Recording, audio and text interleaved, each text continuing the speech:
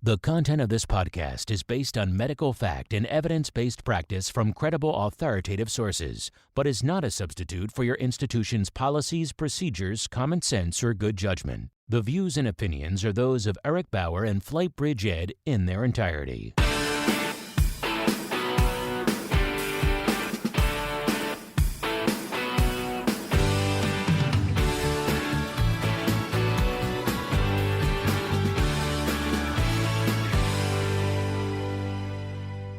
Hey everybody, Eric back with you. Today's podcast is going to be another look at ourselves. I was given a book recently called The Astronaut's Guide to Life on Earth. And there was a specific chapter in the book called Aim to be a Zero. It really spoke to me. It was a chapter that I knew of. This book was recommended by Mike Verkest and Preston Fedor. And really got excited about getting to that chapter and reading it. I alluded to this topic when we did the Rage 5 Pillars of Mastery. And the topic today is going to be Aim to be a Zero. And we're going to break down what that means. This is going to be a pretty quick podcast, but I think it's something that we all need to hear. We know people in these different categories that I'm going to talk about and highlight. And hopefully this will maybe bring forth some clarity in yourself. Hopefully everybody is a zero. The common mistake that we see when we come into a new position, we get promoted, we come into a new company or organization is we want to immediately have significance. But really what I've learned in my career, and I've made this mistake in the past, when I was younger, you immediately come in and you want to make change. You're excited about the new position. You're excited about what you can bring to the table. But oftentimes we don't stop long enough to really evaluate every part of an organization or part of a division that you may be coming into. And we got to remember there are people that are already in those positions that you're now going to be working with that have put a lot of time and energy in. And so it's really, really easy to come across wrong. So we have to be quietly competent. We have to come across neutral in those early weeks to months. And I think a good, healthy way of handling that is to consciously say, I'm not going to make any significant changes for at least 3 months, but I think 6 months is a great goal. So if we think about, do each one of us want to be significant? I think the answer you can reflect is yes. We want to have significance in our family, with our friends, our peers, and in the organizations that we spend a lot of time and investment into building. The important thing to understand, though, is that significance needs to happen in the right ways. And so we're going to talk about being a zero, but there's two other areas that we can fall into. And number one, that is a -1.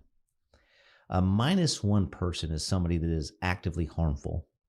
They're always causing problems. They're the naysayers. You know, they've been there, they've done that. They just come across in a negative way, and they're the Debbie Downers. They don't follow rules. They don't follow new policy changes. They are the ones that are going to bring the programs down. They're the ones we often say we don't want to put new employees with. And then we have a zero. A zero, if you think about it, is somebody that has an impact, but that impact does not change the balance either way. So what that means is we come into an organization and we do our job, we follow policy, we provide excellent patient care, we make sure we understand what we don't know, but you're humble about it. You're not boastful about it. You have a quiet confidence. You're quietly competent. You're helpful when asked, but you don't throw yourself at every single situation and try to stand out. And I want you to think about people in your organizations that are like that. They're the people that you never have to worry about having problems with paperwork or charts getting done or, having their checkoffs done. I mean, they just seem to always go through the steps. They do things the right way. You don't have to worry about them. They leave work, they go home, you don't hear from them. They're just always rock solid. And then you have a +1. And you would think a +1 would be the best thing. And really, when you start looking at this, it's hard to argue that it's not. But it's how these people go about it. A +1 is somebody that actively adds value. And the key is actively. We all strive to be this person. We always want to be helpful. We want to put ourselves in situations where we can grow. But I think it's the way we go about that. It's the way we handle it. It's the way we handle the people around us. So how do these people do this in the wrong ways? Well, oftentimes they'll actively tell you what their plan is. They'll be boastful. They're the ones that are always talking. They seem to be the know-it-all.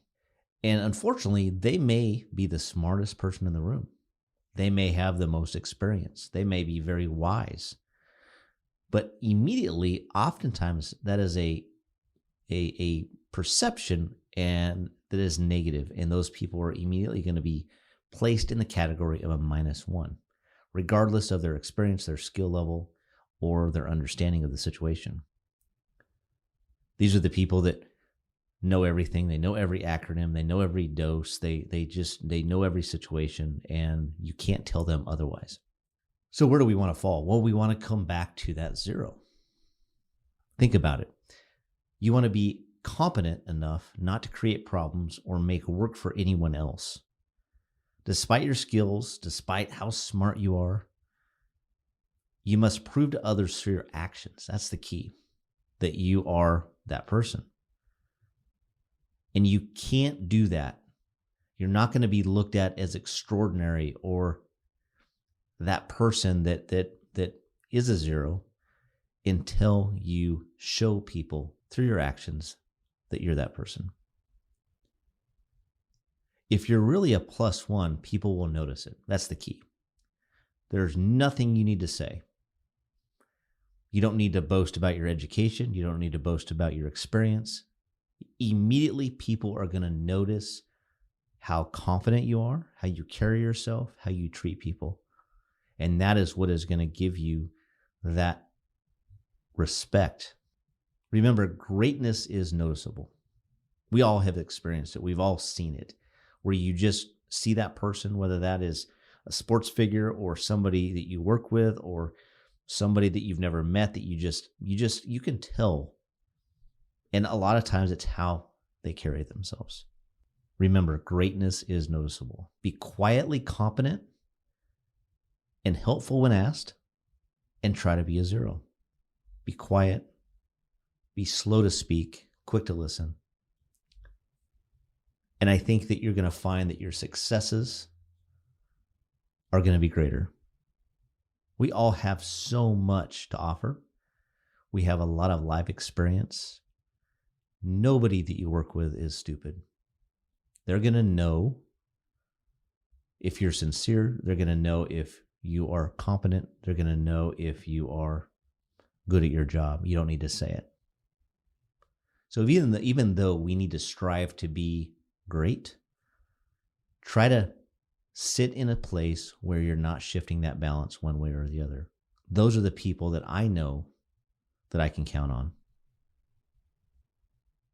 I hope this podcast is something that is easy to reflect on. If you have any questions on this, again, the book, An Astronaut's Guide to Life on Earth, please email me at eric.bauer@FlightBridgeED.com, and I will talk to you soon. The FlightBridgeED Air and Surface Transport Symposium Series changed the rules for EMS conferences. Fast 21 Virtual will be no different. This year's program will take place May 11th and 12th, 2021. And while we all can't get together, believe me when I tell you, we are working hard to make it feel like you are there. Go to fastsymposium.com for more information and to get your Fast Pass now.